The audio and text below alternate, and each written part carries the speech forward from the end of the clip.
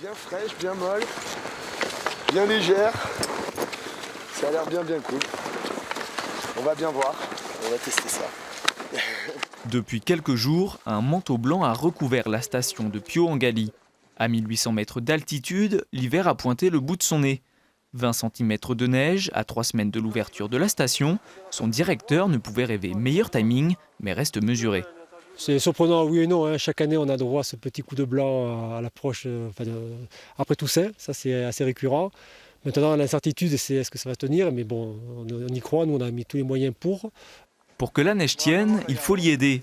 Et depuis 2 nuits, les dizaines de canons de la station se mettent en marche pour répandre de la neige artificielle. La neige de culture a une densité différente de la neige naturelle et du coup elle dure beaucoup plus longtemps. Du coup, même si y a de la neige naturelle qui tombe, on essaye toujours de mélanger un petit peu de neige de culture avec cette neige pour essayer d'avoir un manteau neigeux le plus stable possible, surtout en début de saison. Avec l'arrivée des flocons, la station s'apprête à lancer sa saison.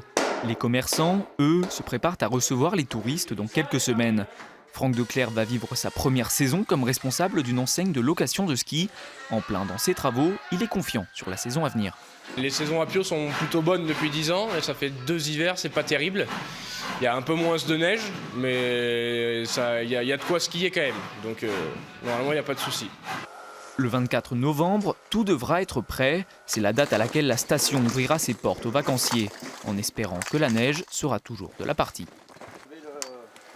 Il y avait le rassemblement à Tarbes.